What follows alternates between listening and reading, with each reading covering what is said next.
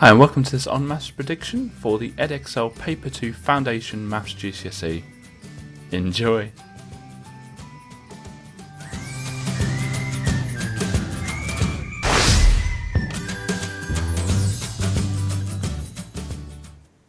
Hi and welcome to this prediction video from On Maths. Now what this prediction is we look at all the previous exam paper questions and see what comes up regularly and what's long overdue to come up and create this predicted paper. You can do this predicted paper online for free if you click up here. And on our site also is Topic Busters, which is basically just specific topics with all the questions based on those. And we've got Topic Busters for every single topic. And you can also check out the Revisionator, which is quicker and shorter blast of random questions to help you revise. You can sign up for free. In fact, everything on our website is completely free.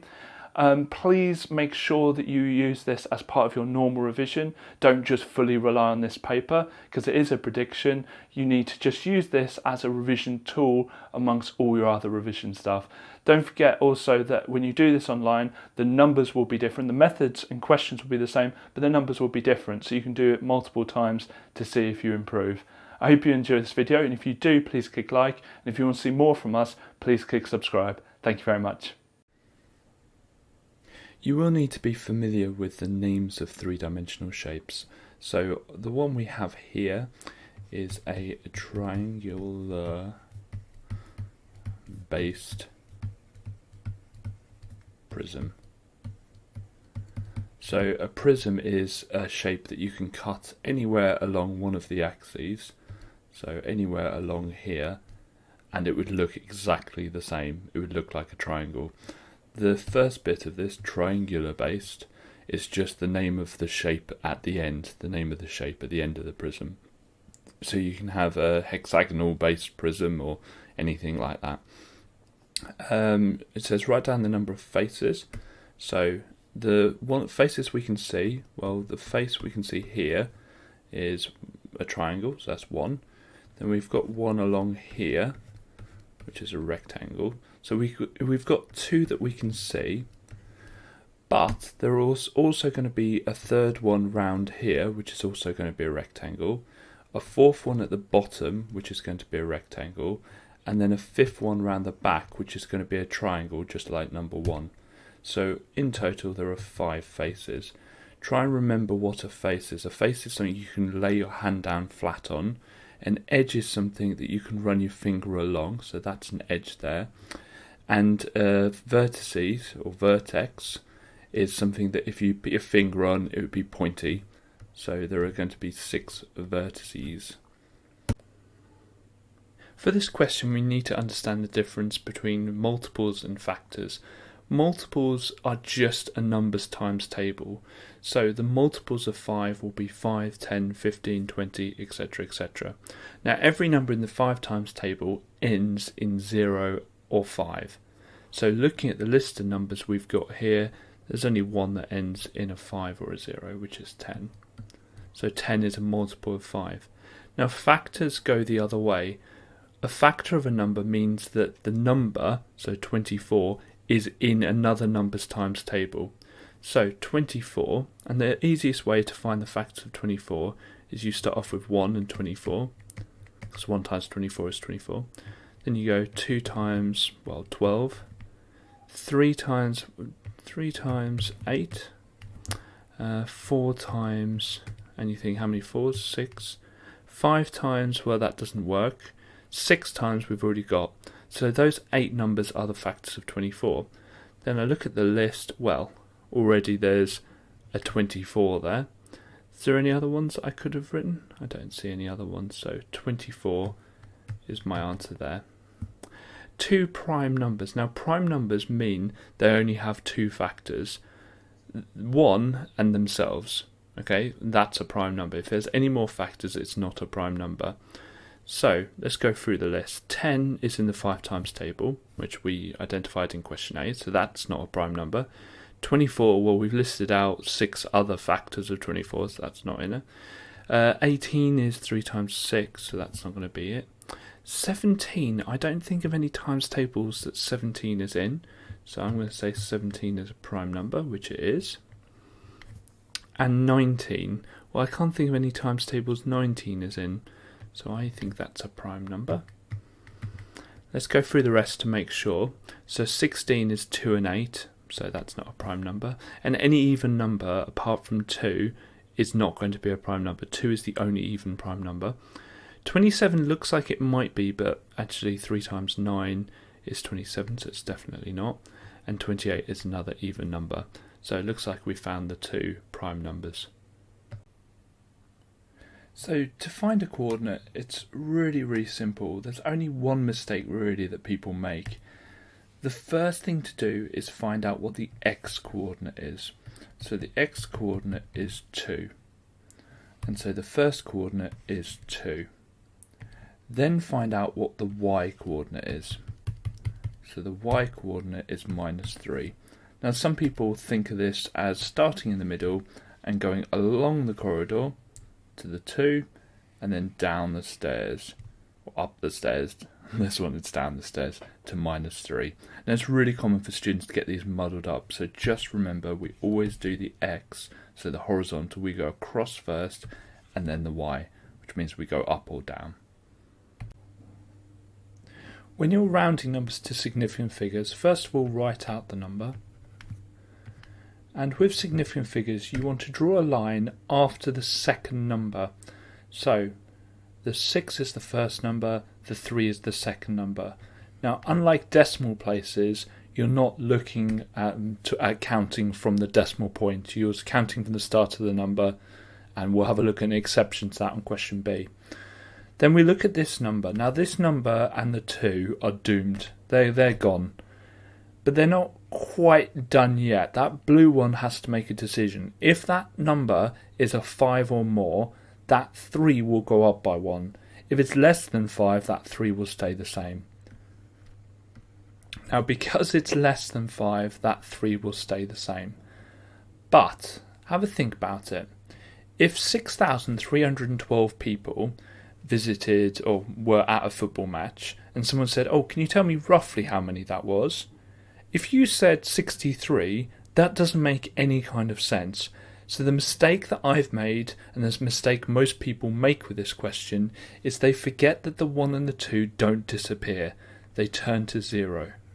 So the answer is 6,300.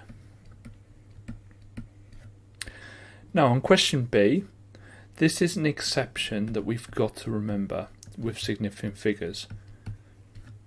You don't start counting until you hit a number that's not a 0. So the first number is 5 and the second one is 2. So the line will go here. Then let's have a look at our decider number where it's 1 again, so it's less than 5. So we're going to have 0.052. Now I could put 0, 0 in here, but this time the numbers aren't actually affecting anything. Was before, the 2 zeros there were holding that 6 to 6,000 and the 3 to 300, so they were really important. The zeros here aren't actually changing the number at all, so we don't need to have them. So the answer is 0.052. So for the first question, when you're adding letters together, the answer will be a number and then that letter. So we've got 1, 2, 3, 4, 5. So it's going to be 5b. The most common wrong answer is b to the power of 5. Now that's wrong because that only happens when you times them together, when you multiply them together. So it's going to be 5b for the first one. Next one is 10 lots of f and we're taking away 3 lots of the f. Well, how many f have we got left over? Well, 10 lots of it and take away 3 lots of it means we've got 7 lots of it left. When you're simplifying one like this, in algebra we just don't use the times sign, so this is quite a nice easy question, 10ab. Now the last one is like terms, so we've got 5x here and we're adding 5x, and we've got a 3y here and we're taking away a y. So when you add the 5x to the 5x you get 10x, and when you've got 3y and you're taking away y, which is short for 1y, so we've got 3 y's, taking away 1y, we're left with 2y. Now Now you can't simplify that any further because they are not like terms. You can times them, but you can't add or subtract them. To answer this question, first of all, we need to know what the gradient is. So what you do is you pick 2 points that you know the coordinates of, which is that one and that one I'm going to pick. Works with any of them. And we work out how much up and how much across it's gone. Well, it's gone 1 up, but I'm going to do this in pence. So I'm going to say it's gone 100 pence up, and it's gone 10 miles across. So to work out the gradient, we're going to do the change in y, so how much it's gone up, over how much it's gone across. Now, some students have that the wrong way around because coordinates work the other way around. You go along the corridor and up the stairs. With gradients, how far you go up or down over how much you've gone right. So that's going to be 10. Now, it says give an interpretation, so we haven't finished answering the question. What does that mean? Well, it means for every 1 mile that we've gone, it's going to cost 10 pence. Now remember, I converted this into pence, so instead of in pounds, it's going to be pence. So the gradient is the cost per mile. And I'm going to put in brackets 10p. Now, it could be that just writing the cost per mile for this question would give you the mark. But if you actually wrote the gradient as well, then you definitely get the mark. And sometimes it will ask you for the gradient and then ask you to interpret it. So you'll need a calculator for this question. The different calculators do things slightly different, but by far the most common calculator, and if you haven't got one, I would recommend them, are the Casio calculators. Mine has a shiny solar panel on the top, but you don't need that. The average battery life lasts way longer than you'll ever need the calculator. So the first button I would press, and there's different ways of doing this question, is the button to get the fraction, which on the Casios looks like this. And that will make a fraction appear on your calculator. Now, some of the older ones, the fraction looks a bit weird. It involves like a symbol like this. And actually on the new ones it can, but you need to change the settings if it does that. It should open up, it should look something like this, like a box and then another box. And there should be a cursor blinking in this box. Okay, so we want to fill in this top box first, since it's already flashing. So 76.8 plus 81.9. Okay, and so to shift downwards on the Casio calculators, there's a sort of cursor, like a cursor stick, a direction button thing.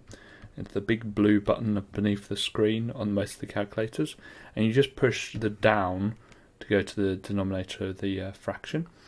And then we need to fill in this bit here, so 0.19. And then to get the squared button, it's on like that.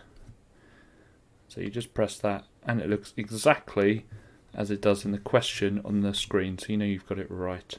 So you press the equals, and my one comes up with 4396.121884. Now, it might be tempting to try and round that, but it says it wants all the figures, so just put them all in.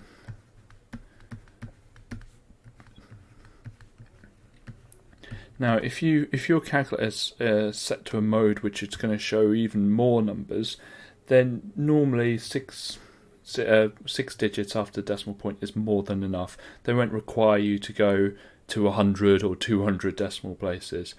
On this question, that's actually an exact amount. Okay, so write down correct to 2 significant figures. Now, to do 2 significant figures, we start counting at the start of the number. So I'm going to do a red line where you need to start counting. And you just count 1, 2 numbers. So the blue line is where I've stopped counting. Now, all of these numbers here are going to be reset to 0. They're going to go away. Well, not quite. Let's come to that later. Now, this number here, the 9, is what we call a decider number. Now, that number is going to go. That 9 is gone. Okay? But before it goes, we need to see whether that is 5 or more or 4 or less. If it's 5 or more, it pushes that 3 up to a 4. So the answer will be 4, 4, and then you'd think, oh, okay, that's it, rounded, and you'd write that in the answer column. But when I said they disappear, they don't quite disappear. All the numbers above the green line that I've just drawn reset to 0. They turn to 0. Now, if you think about it, if I don't know what would have a decimal place, but if you have a number 4,396.121884 written down, and someone says, "Can you tell me roughly how much that is?" Then if you say the answer of 44, that's not roughly 44. It's nowhere near 44. So the 9 and the 6 will turn to 0. And actually the other numbers do too. But these numbers here are not changing the number at all. These 2 zeros here will make that 4,400 instead of just 44. The other numbers after decimal point, we might as well get rid of them. So the answer is 4,400. Okay, because we don't need to show these numbers. Now, the reason students make this mistake is they're so used to decimal places. Now, decimal places, you always remove them because they're always after the decimal point. But with significant figures, they need to turn to zeros. When you're asked to do a plan or a front or side elevation, it's important to remember that the diagram you're going to be drawing must be absolutely square on. So there's not going to be any 3D lines at all. It's just going to be 2D shapes like rectangles. Sometimes you have triangles. Occasionally you might get a circle or a semicircle. So let's have a think. What does plan mean? Plan means view from the top. So what of this shape are we going to see from the top? Well, we're definitely going to see this one. But we'll also see this one as well. Now, we've got to work out what the sizes of them are going to be. Well, the top one's easy. It's just 7 centimeters by 6 centimeters. Now, I'm not going to be able to draw this accurately because I don't have a ruler. But we can almost get it right. We can get it kind of right. And if I label it, that's going to be 7 centimeters, and that should be 6 centimeters. And in your exam, just make sure you actually measure them because they are said to you in here, and it does say accurately construct. So you want to make sure that it's done 7 centimeters and 6 centimeters. Now, the difficulty is going to be the last bit. Well, we know it's going to be 6 across because it's the same as this one here. But what's the width going to be? What's this one going to be here? Well, if this one here is 7 and this one here is 9, what's left over? Well, there's 2 centimeters left over. So it's going to be 2 centimeters in width. Ooh. Let's use this one, right. So it's going to be 2 centimeters in width. So 2 centimeters there. And this one obviously is going to be 6 centimeters, the same as the right hand one. Now, this line we have in the middle, this line here, is really important because that shows that there's a join, that there's something happening there. So you need to construct, you need to show that, especially if there's a change in elevation, just show it with a line on the diagram. Okay, so this is quite a tricky question because it mixes fractions and ratios together, but we've got to be comfortable with that. So I'd first of all just show the information so that I can get my head around it. So we've got Denver, who as a fraction has 3/19 of the food, and so that leaves how much? Well, we've got a calculator, so we could just do 1 take away 3/19 on the calculator, but we know that that's going to be 16/19. So we can kind of ignore Denver now because we used Denver's amount, or fraction of the food, to work out Engels and Fido's combined. So that's how much food they'll get, but they're sharing it in the ratio of 5 to 2. So in total, the amount of parts they have is 5 plus 2, which is 7. So there's 7 parts altogether. Okay, and each part, so one part is going to be worth, well, as a fraction it's 16 over 19 divided by 7. So 16 over 19 on the calculator divided by 7, which gives us 16 over 133. So that's the fraction of each part. Now it says, show what is Fido's share. So we're looking for Fido's share. Now Fido gets 2 lots of that. So looking for Fido, he gets 2 lots of that fraction. So I'm going to times that by 2 on the calculator, which is 32 over 133. Now it does say show your answer as a percentage rounded to the nearest percent. So to work between fractions and percentages, I just need to times by 100. So what I can do is just times that by 100. I'll do it on the calculator, times by 100, and press S to D if it comes up as a fraction. And it says 24.060 blah blah blah. So to the nearest percent, Fido gets 24%. So inequalities, what are they?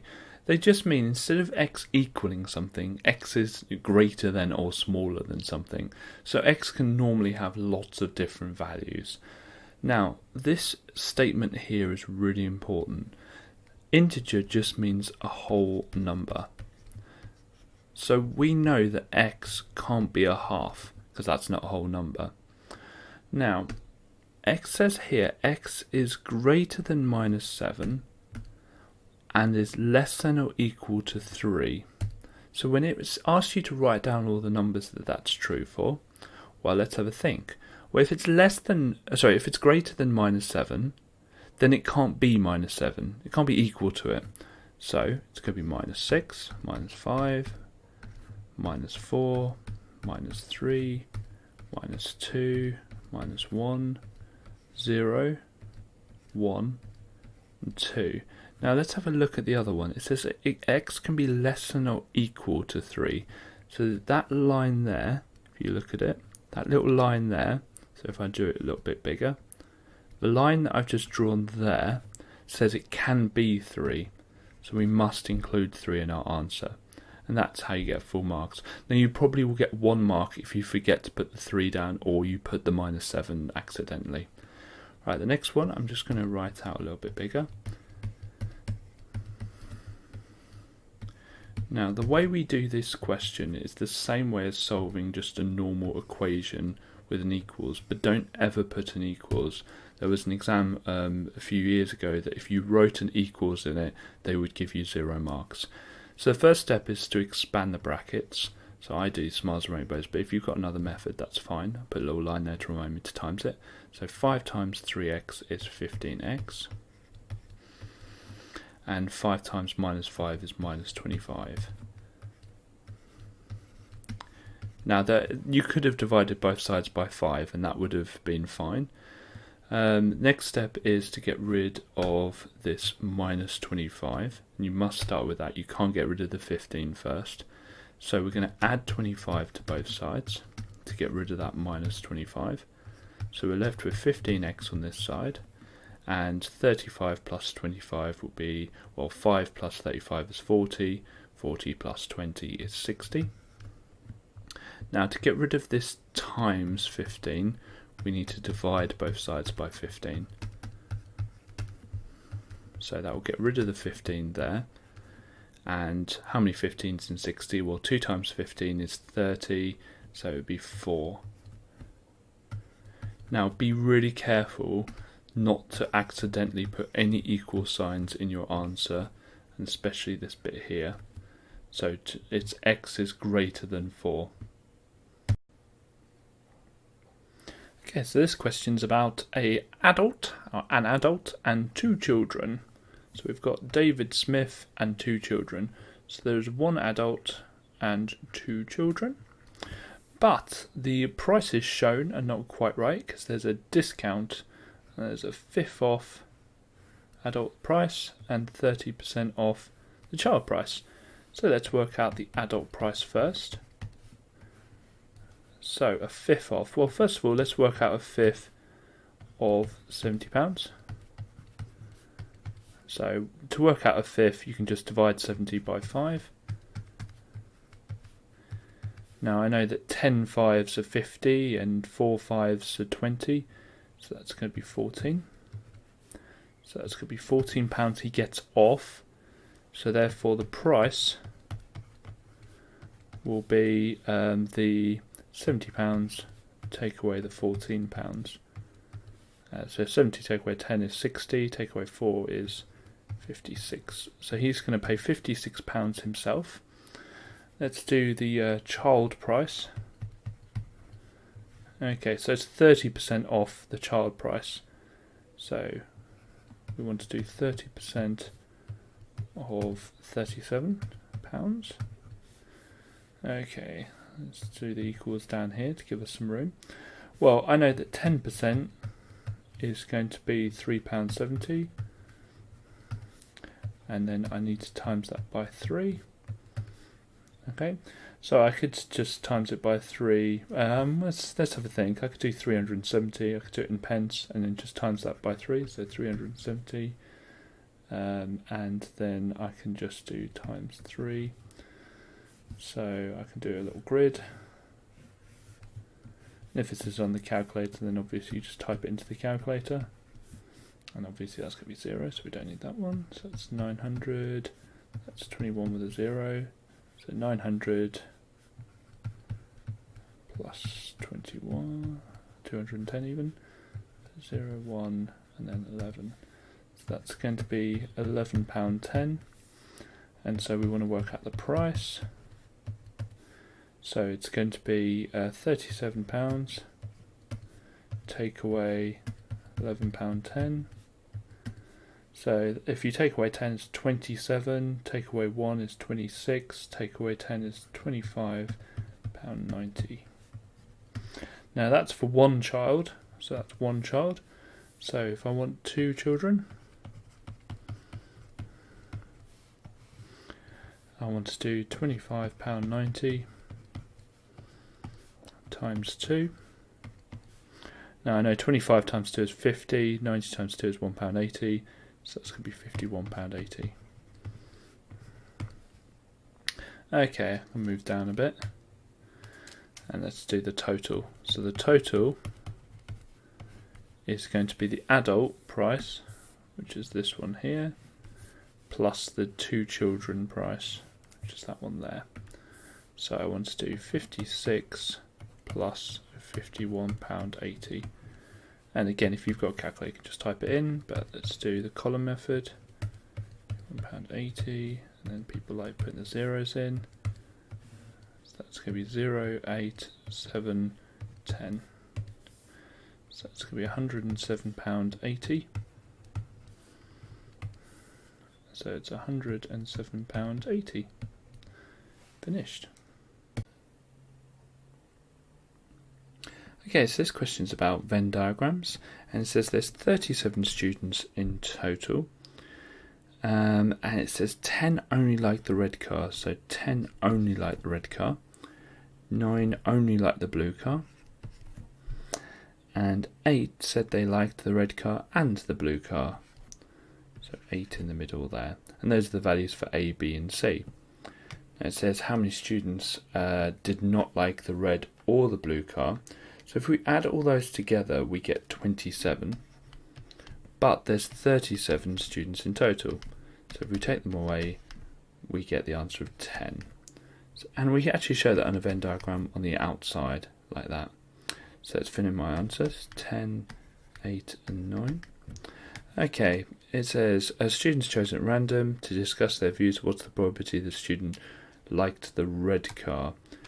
Well, let's have a look. There's 10 people who only like the red car, and there's 8 people who liked the red car and the blue car. So in total, that's 18 people who like the red car. Just 8 of them happen to like the blue one as well. And in total, there's 37 students. So it'll be 18 over 37. In this question, we're asked to draw the line y equals 2x plus 3. Now there's no x squared or x cubed, so I know it's going to be a straight line graph. Now there's multiple ways of doing this. I'm going to do it using a table, and then I'm going to show you a few other tricks of doing it much quicker or checking that you've got it right. The first number I'm going to start with is 0, and this, what I'm circling now, is going to be a coordinate to plot on our graph. So the top number, the 0, is the x, so this is when x equals 0. And what I'm going to do is I'm going to feed that into my equation. So when x equals 0, or y equals 2 times x, so 2 times 0 plus 3. 2 times 0 is just 0, so y equals 3. Now you don't need to do this working out for every single number, but I'm just doing it to show you how I'm getting to the y. So I'm going to try the next one without any working out. So we've got 1, and so 2 times 1 is 2, plus 3 is 5. Then the next coordinate, we've got x equals 2, so 2 times 2 is 4, plus 3 is 7. And the next one, we've got 3, so 2 times 3 is 6, plus 3 is 9. Okay, and I always go back to the negatives because I can kind of see a pattern with the positive numbers, so I can use that pattern to check that I'm doing this right. So 2 times minus 1, well, positive times a negative is a negative, so that's minus 2, and minus 2 plus 3, well, if I just use the number line, minus 2 plus 3, so 1, 2, 3 will be 1. And I can notice that they're going down in 2, so 9, 7, 5, 3, 1. So let's try the next one. 2 times negative 2 is minus 4, minus 4 plus 3 is minus 1. Minus 3 times 2 is minus 6, minus 6 plus 3 is minus 3. So those are my final two coordinates. The next step is to plot the coordinates on the graph. So my first coordinate is minus 3, minus 3. My next one's minus 2, minus 1. Then we've got minus 1, 1. Then we've got 0, 3. Then we've got 1, 5. 2, 7. And 3, 9. Now I want to join those up with a straight line. So let's do that now. And the last step is to label it. And sometimes you're asked to draw more than one line. So we should label it. There we go. Now, I can check that this is right because all of the numbers landed on the straight line. If I had one coordinate down here, I'd always check it. You're never going to have a straight line graph that goes up and then dips down, then goes back up again. Okay, so it's an easy way to check that you've got it right. Now, I said there was a quicker way of doing this. If you have a look at the graph, the equation, y equals 2x plus 3. This plus 3 tells us where it's going to hit the y-axis. So I can plot that one straight away. This 2 is a gradient. So if I go across 1, it tells us how far up it's going to go. And I just do that a few times to get 3 coordinates. And I can draw my straight line graph from that, and I don't need to put the table. But if the question asks you to fill out the table, obviously you need to fill out the table. Okay, so this question is asking us to find unknown lengths. Now, the easiest way of approaching this question is to draw the two triangles, the little one and the big one, separately. So I'm going to do that really quickly. I'm going to draw the small one, and I'm going to draw the big one. There we go. And I'm going to fill in the length. So this small one has 37 here, and 17 at the bottom here. This big one has 50 down the side, and 34 at the bottom. Okay, now a second most important thing to realise with this question is that these two triangles are mathematically similar. The reason is that the top angle here is shared. These two here are both corresponding because they're off a parallel line, and it's the same with these two. And any two triangles that have exactly the same angles will always be similar. which means that one's an enlargement of the other. And with enlargements, we're always thinking about scale factors. So we've got to find out what you times 17 by to get to 34. So on my calculator I do 34 divided by 17. I probably shouldn't need to do it on the calculator, because obviously the answer is 2. So if I'm timesing that side by 2, and I'm looking for length AD. Now AD is this one here. How do I get from 37 to AD? And remember, it's corresponding side, so it would be the left hand side will go to the left hand side. So I'll times that by 2. So it would be 37 times 2, which is going to be 74. So my answer will be 74. And the last one, let's do it in a different colour. Now we're looking for length CE. So CE is a bit of a weird one, isn't it? Because CE is this bit here. So all I need to do is work out what AC is, which is this one here. So let's work out what AC is. So to go from the big one to the small one, instead of timesing by the scale factor, I'm going to divide. So I'm going to divide it by 2. So AC is 25. Now if AC is 25 and the whole thing is 50, so let's try and make this a bit clearer. So the whole thing is 50 and AC is 25. So this bit up until this bit, then CE must be 25 as well, because it's 50 take away 25, which is 25. Okay, so the main problem with this question is that people don't know what a frequency polygon is.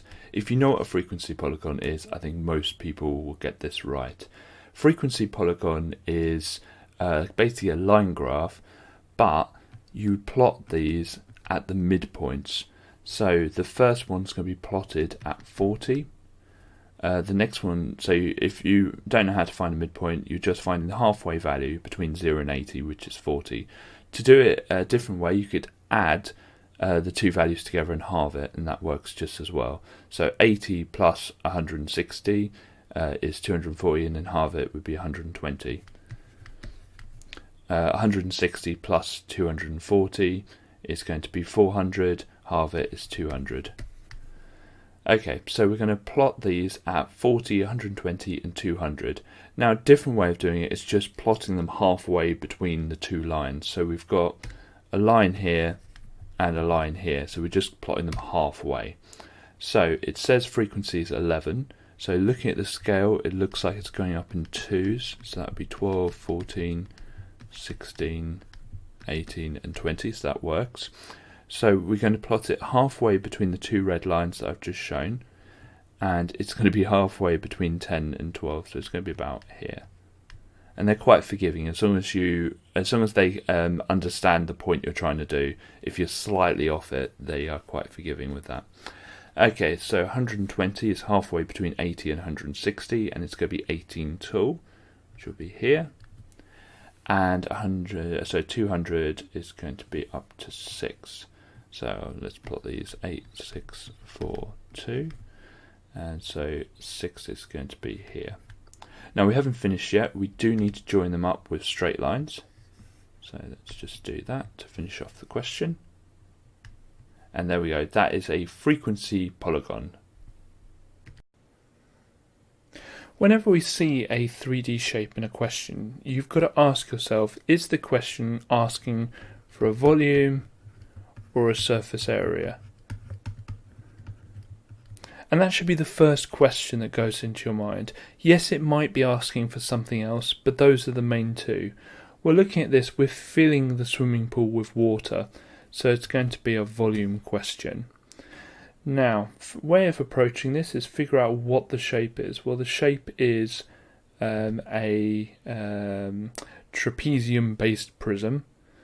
So we've got to first of all work out what the area of the trapezium is. So I'm going to draw the trapezium out first. and that height is going to be 2.7 that side, 5.3 that side, and 25 across. And I'll leave off meters because I know they're all in meters, but do check they are all in meters when you do this. So we've got so first of all work out the area. Now the area of a trapezium is half a plus b h. Now a and b are always the two parallel sides, and then the height is the one that connects them at right angles. So the height is going to be 25 there. And all you're doing is working out the average of the two bases, the 2.7 and the 5.3.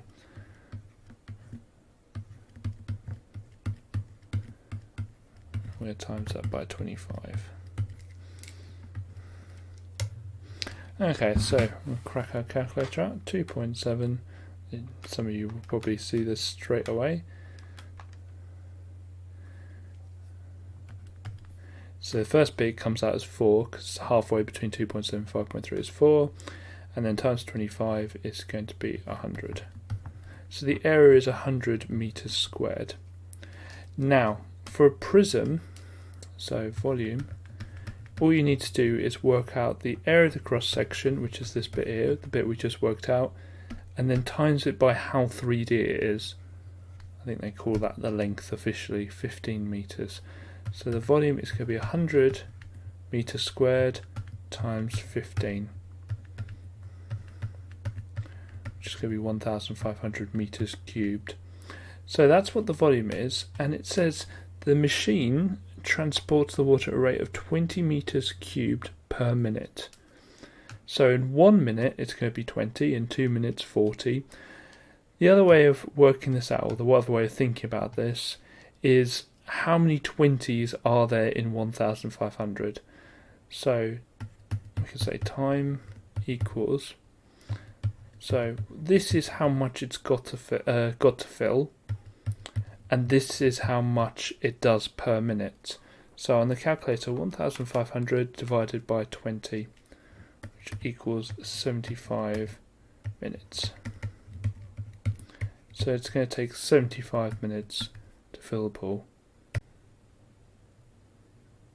So this question says there's a tennis tournament being played where each player plays each other once. And there's multiple ways of doing this. One of the ways is listing out all the different combinations. But this question only asks for how many tennis matches are being played. So you don't need to list them out, and sometimes you will need to list them out. This one you don't. So let's start off with a lyre. A lyre has 4 people that they're going to play against. William, Paul, Samantha and Christine. William, well, we've already counted a lyre's match with William, so William only has 3 left that he can play.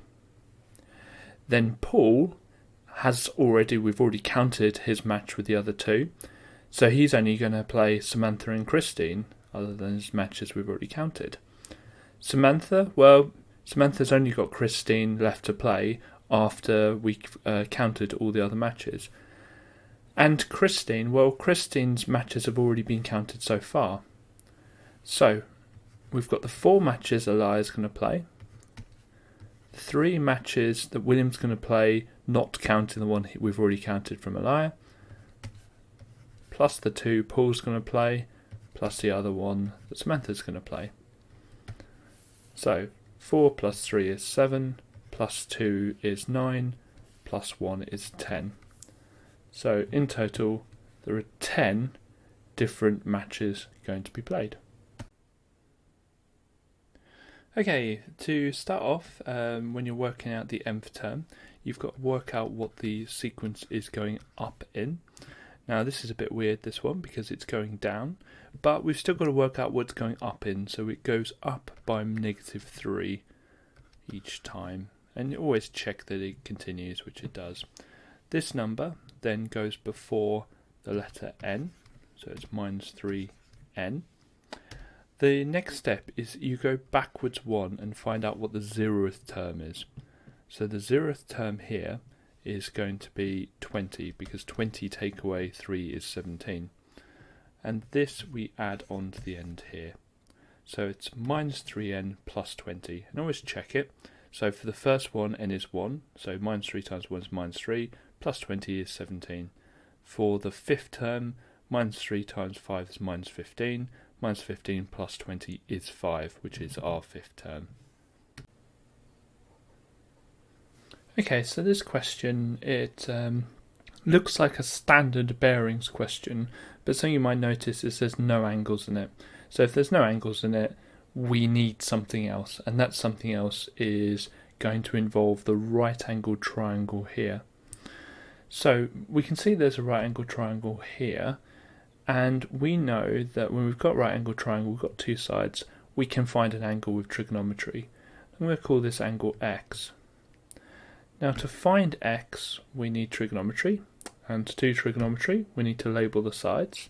So we've got the opposite here, which is opposite the angle we want. We've got the adjacent here, and we've got the hypotenuse here. Well, the hypotenuse is no interest. We're not looking for it, and we're not given it.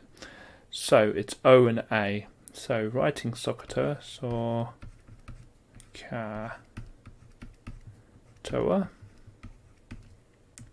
Well, we're not interested in the H, so it's not going to be SO, and it's not going to be Ka, so it's going to be TOA.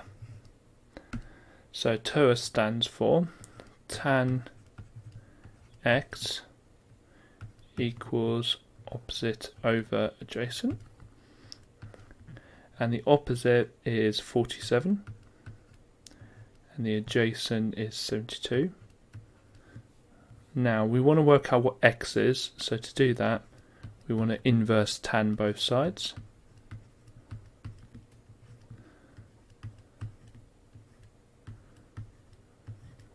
Okay, let's just scroll down. Okay, so on the calculator you want to click shift or the equivalent on your calculator and then tan, and then you press the fraction button, 47, and go down, 72.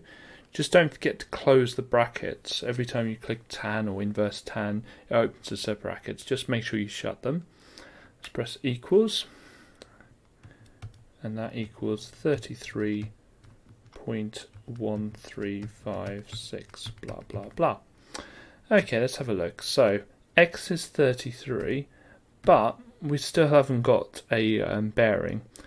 What we can do is work out what this one is, and I'm going to call that y. So to work out what y is,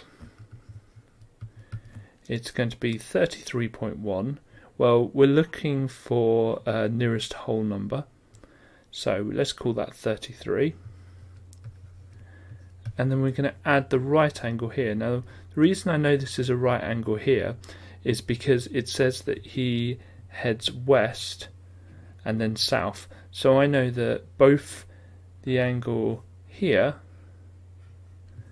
and the angle here are going to be right angles, because the angle between all four, north, east, south and west, all four directions are going to be right angles.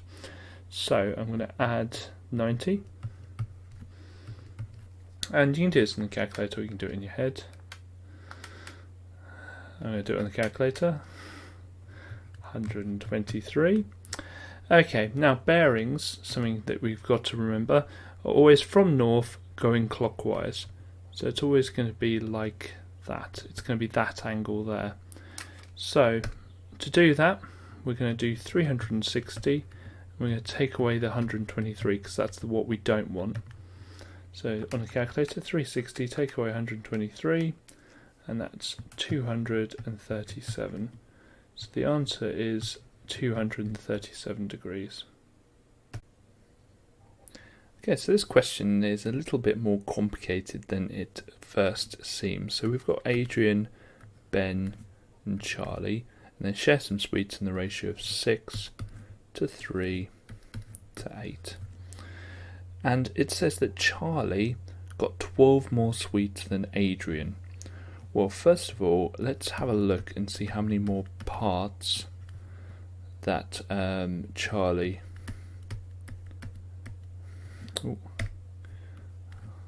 always cross my L's for some reason. Charlie got more than Adrian. Okay, so he got 8 take away 6 is 2. So he got 2 more parts. And so let's have a look and see what one part is worth. So those 2 parts equates to 12 more sweets. So we do 12 divided by 2, 6. So each part is worth 6 sweets. And it says work out the total amount of sweets. So we need to work out how many parts there are in total. So we do 6 plus 3 plus 8. Now I know 6 plus 8 is 14, plus 3 is 17. So we've got 17 parts in total. Each of them is worth 6 sweets. So to work out the amount of sweets, we do 17 times 6. Now we could do 7 times 6, which is 42, 10 times 6, which is 60. So add the 2 together, it's 102. So there are 102 sweets altogether. Okay, so tree diagram question. And this one says that in bag 1, there are 3 blue counters and 4 red counters. And in bag 2, there are 4 blue counters and 3 red counters.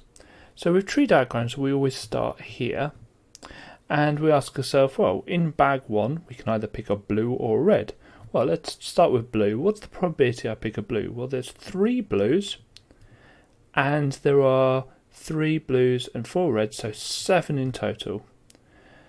So we move on. We've picked a blue from bag 1, so we're currently here, and we look at bag 2. Well, in bag 2, there are 4 blue counters and 7 in total.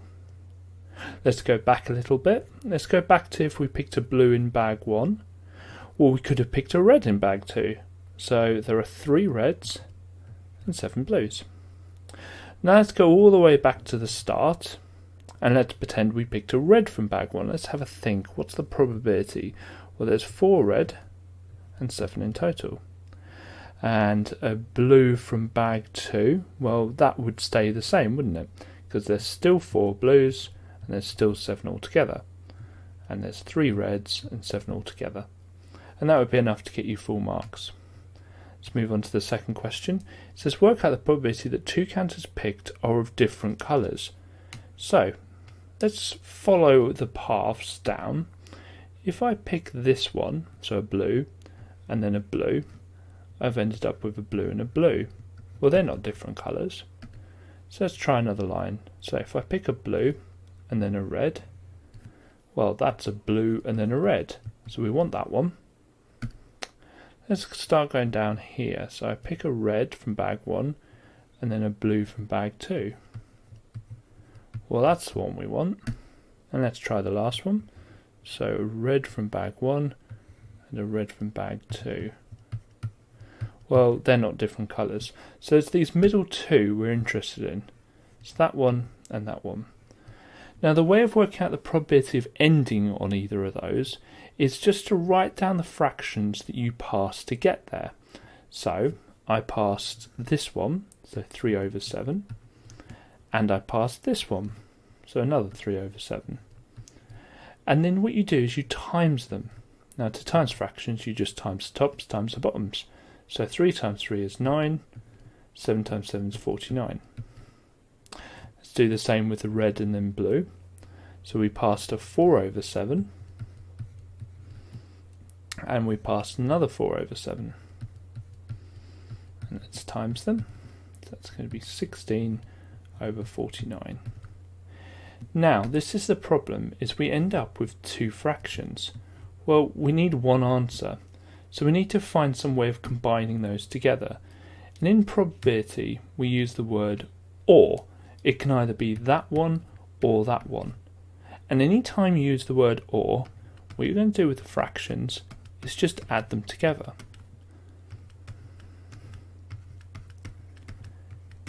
Now, the beauty of this is normally you're going to end up with lovely denominators that are the same. And when the denominators are the same, all you need to do is add the numerators. So 9 plus 16 is 25, and the bottom stays the same. So it's 25 over 49. Okay, I understand the temptation in this question to say that the answer is 0. Please do not write that. Anything to the power of 0 is not 0. Anything to the power of 0 is 1. Now you can think about this. If you do x to the power of 5 divided by x to the power of 5, then the rule is that you take away the indices when you divide them, so it's x to the power of 0, and we know that any number divided by itself is always equal to 1. So the answer to this question is always going to be 1. Just try and remember that. Anything to the power of 0 is 1. Okay, so question A is about reverse percentages. So in 2014 and 2015, well, let's have a look. So the sales went down between the two. So if we start off with 100% and they went down 12%, what we're left with? Well, we're left with 88%. Now, as a multiplier, and this is the best way of doing this, 88% divided by 100, make it a decimal, is 0.88. Now that number, 0.88, is what we times the 2014 sales to get 2015. But in this question, we're given the 2015 sales, so we're given this one here. So we want to work backwards. So what we want to do is I'll get my calculator, 7,359 divided by 0.88, and that gives me £8,362.50. You've got to ask yourself, well, is that reasonable? Well, they went down by 12%, so it's natural that they would go from a number around just over 8,000 to a number that's just over 7,000. So I'm going to write the answer, £8,362.50. Okay, the next question says that the sales went up in 2016, or they have a target to get their sales up in 2016. What's the percentage increase? Now, percentage increase or percentage decrease, it's the same formula, is change over original times 100. So the change, well, that's going to be 12272, take away the 2015 sales, so that's that one there, 7359. So they're looking for it to change by 4,913. The original was at 7,359, and then we need to times by 100. So I'm going to divide that by 7359, times it by 100. And that gives me 66.7617, blah, blah, blah. So that's to the nearest percent, so that's going to be 67%. Okay, so for this question we need to work out the length of the arc, which is around here, and then we need to work out what this and this are. So we're going to do arc first. I'm going to show the examiner that I'm doing the arc first. Now the distance of the arc is the total circumference of the circle times by the fraction of the circle we've got. So you want to work out what the fraction is of the circle and times it by the circumference of the circle.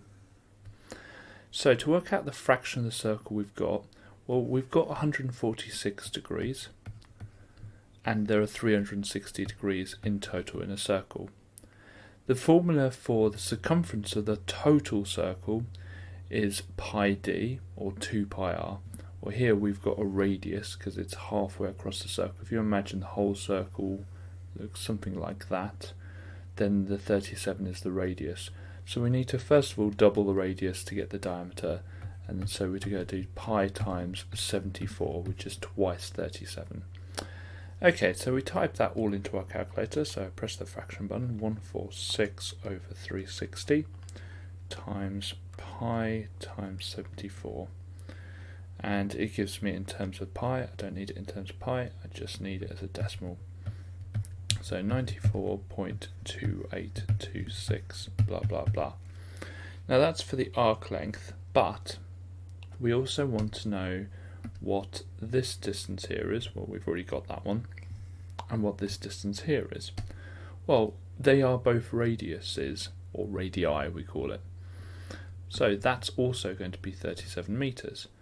So to work out the perimeter,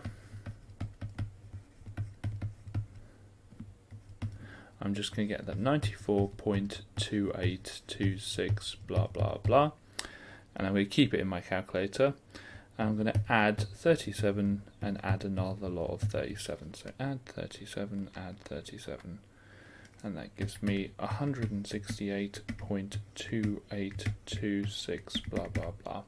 Once it's two decimal places, so line goes down here, and we've got 168.28. Now just be careful that you add on the extra bit. When it asks you for a perimeter, just make sure you've gone the total distance around the shape. Put a dot and just draw with your finger around the shape to make sure you've got all the distances. Now I'm going to be using the multiply method for this question. If you've got a different method that works really well, then stick with it. But you do need to know the multiply method for the GCSE. Now the word that probably tricks most people is this one here. Depreciates means goes down. Okay, it means it loses value. So it goes down by 1.7% each year. So to work out multiplier, you first of all start off with 100%.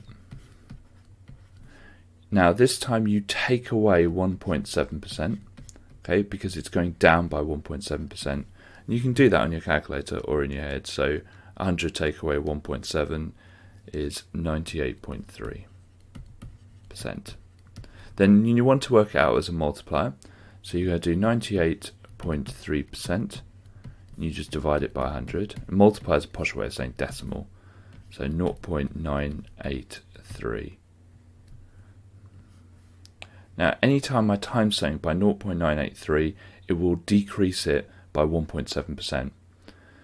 So we've got a car we bought in 1980, and what is it worth in 1985? So that is 5 years. So it's going to depreciate by 1.7% every year. So we've got the 2,245, and if we times it by 0.983 once, that's 1 year. But we need to times it by that amount 5 times. And instead of writing that times 0.983 times 0.983 times 0.983 5 times, I can just do it to the power of 5. You get the same answer. So in the exam, you can just write times 0.983 5 times, and that's absolutely fine. You get the same answer. So 2245 on the calculator times 0.983 to the power of 5. And I get the answer of 2060.553687 blah blah blah. Okay, so because it's money, it's going to be 2 decimal places, so that's going to be 55. Now last thing is just to check your answer makes sense. Well, the car was worth 2,245. It has depreciated, but not by very much. 1.7% is not very much.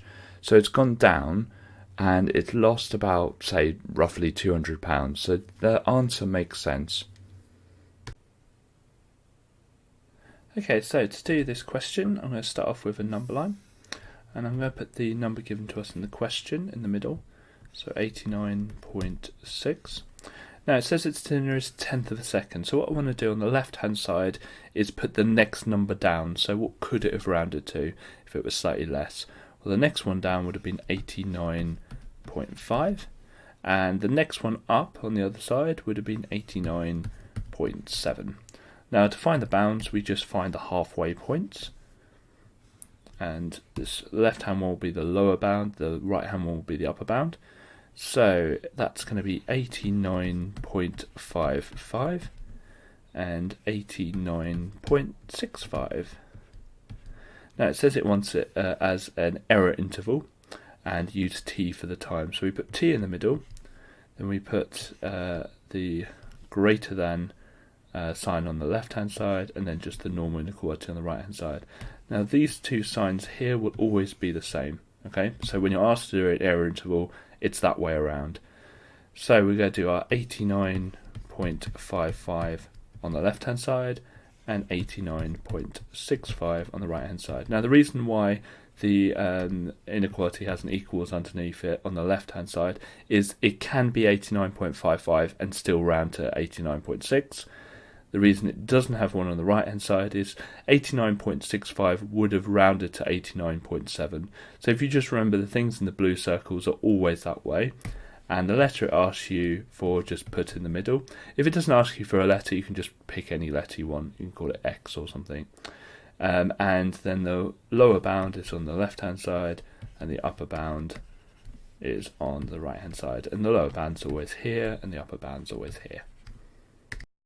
I hope you enjoyed that video. If you did, please click like, and if you really enjoyed it, please click subscribe.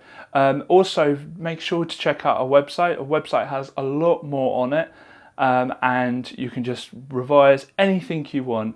Finally, very, very good luck for those of you doing the resits in November, and I hope you get the result you want. Thank you very much.